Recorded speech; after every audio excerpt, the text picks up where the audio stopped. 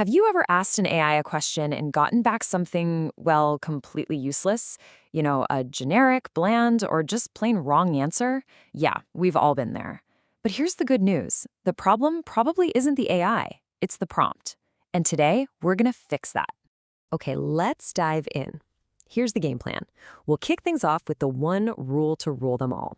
Then, we'll build on that with a super useful four-part framework. After that, we'll get into some advanced tactics, cover some crucial best practices, and wrap it all up with a key idea that'll totally change how you talk to AI. So let's get right into it with the single most important principle. Honestly, if you only remember one thing from this whole explainer, make it this. This is the foundation that takes your AI chats from frustrating to, well, fantastic. Okay, look at this. The big difference here is specificity. On the left, write a blog post is, well, it's a wish, not a command. It gives the AI almost nothing to go on. But look at the one on the right. It nails the length, the topic, the audience, and the tone. Now that is a solid instruction that's going to get you a valuable result. This is the perfect way to think about it. Imagine the AI is a brilliant intern. They have access to all the world's knowledge, but they don't know your world. They don't know your company, your style, or what you're trying to accomplish. You'd never tell an intern, hey, do some business stuff. No way. You'd give them a specific task, clear goals, and all the context they need. You got to treat the AI the exact same way. So how do we make sure we're being specific every single time? Well, that's where the P.C.T.F framework comes in.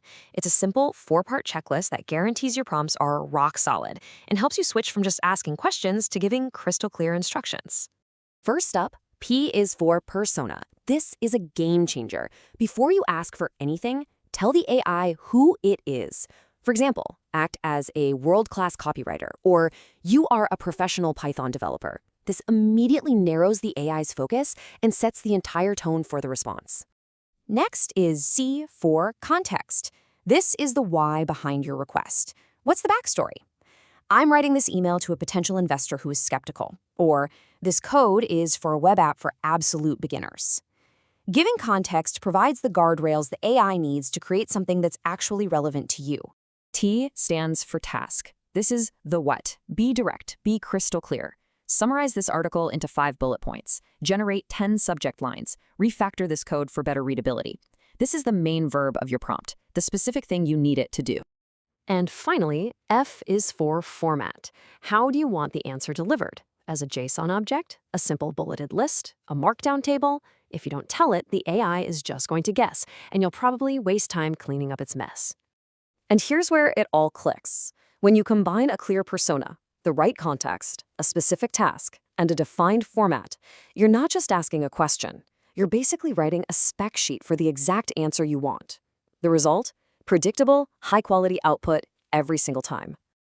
Hey, just a quick pause. If you're finding this P.C.T.F framework helpful, do me a quick favor and hit that subscribe button. We're on a mission to get to 1,000 subscribers, and honestly, every single one of you makes a huge difference. Thanks for that.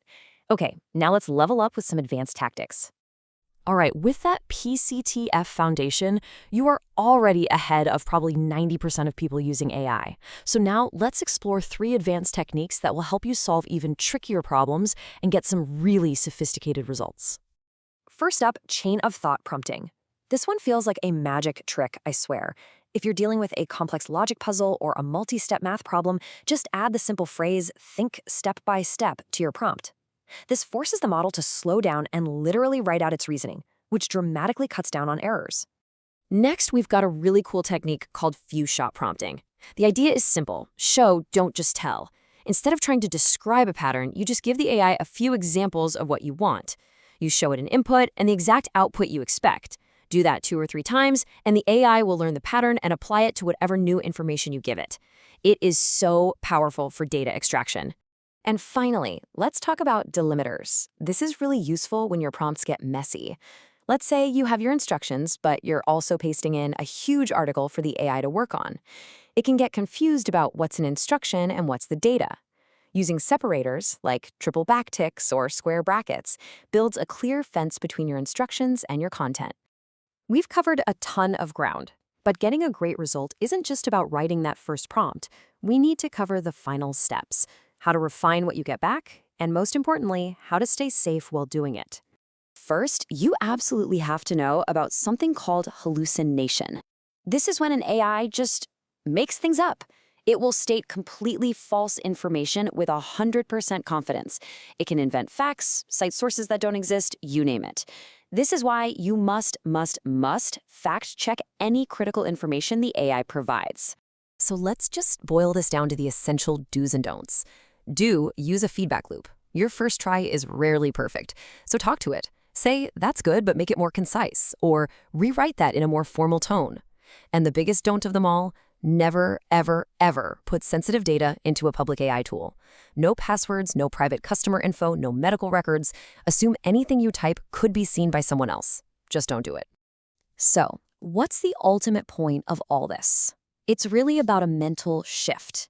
Once you master these techniques, you stop being a simple user who just asks basic questions. You become a prompt architect. You are intentionally designing detailed instructions to build the exact output you need. You now have the skills and the frameworks to engineer some truly world-class results from AI. The only question left is, now that you're an architect, what are you going to build? Thanks for watching.